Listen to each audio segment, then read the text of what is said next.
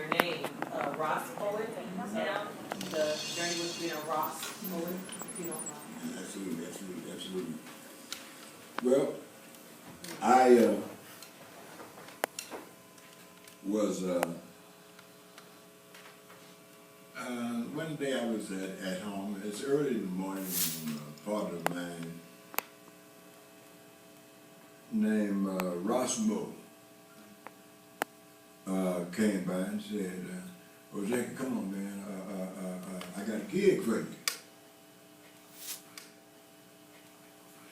So I said, okay, so we go.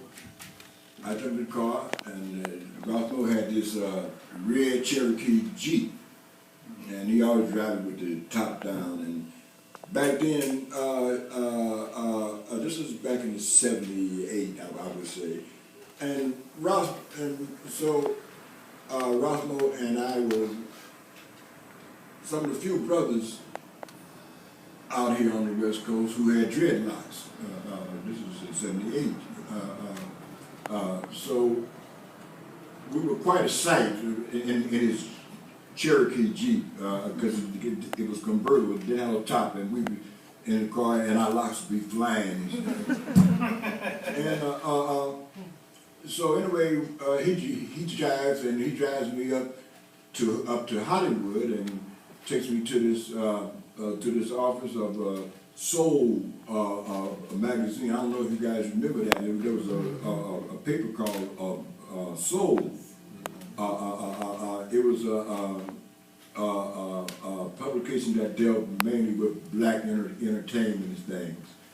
So he took me up to the Soul office and takes me into this lady's office, and turns out her name is Regina Jones. She was the editor or the owner, publisher of the Soul. And so she was sitting in there talking about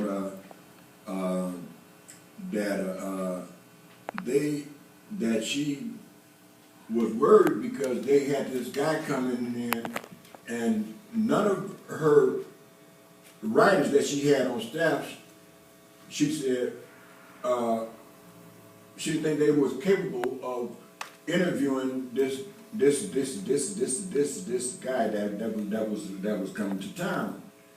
And so I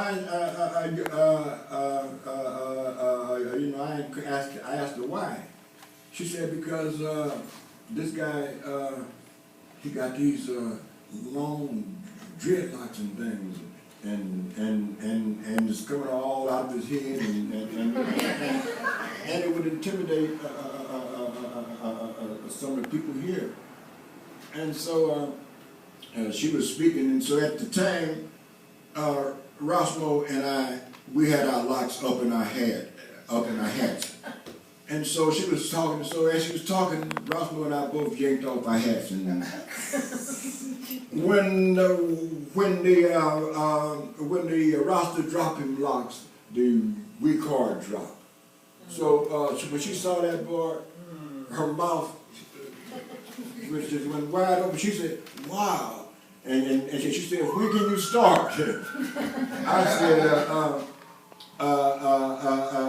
said, "Right now." She said, "Oh, good, because the guy is coming in tomorrow, so I want you to meet him at this hotel."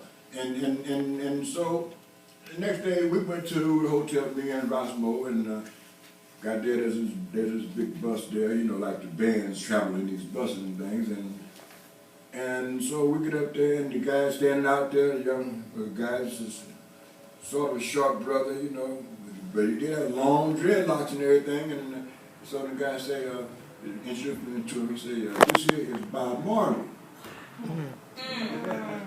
So at this time,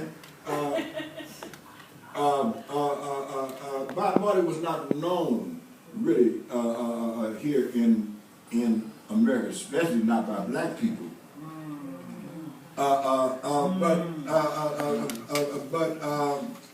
But Bob was really shocked when he saw Raspoet and I, because we had dreadlocks, he didn't expect to find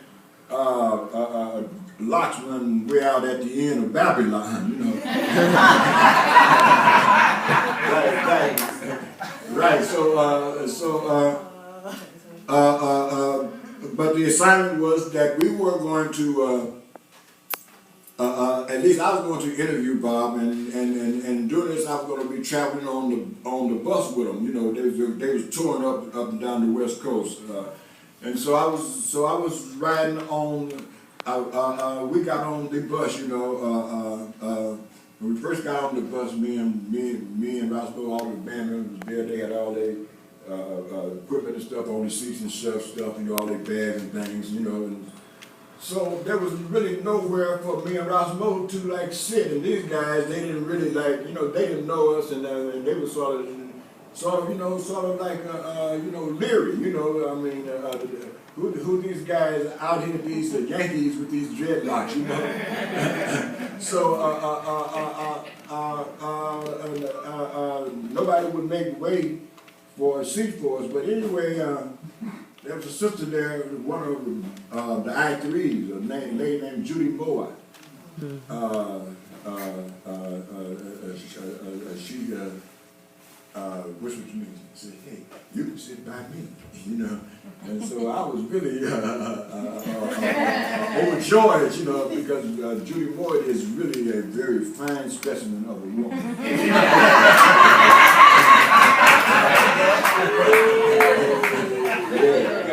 And so I end up getting to, you know, ride most of the tour sitting next to Judy Moore. That was really but it don't get much better than that, you know.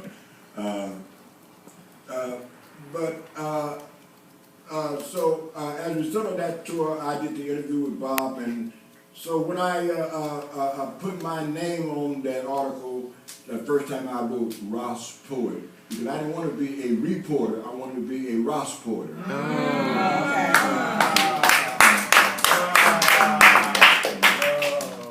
So that's how I got the name Raspoet. Wow. Love it. Thank you so much. Did he answer your question, Clay? Yes. That's why Bobby Ojenke, I was like, ask him. Like, ask him. Ask him, he'll be here. That was perfect.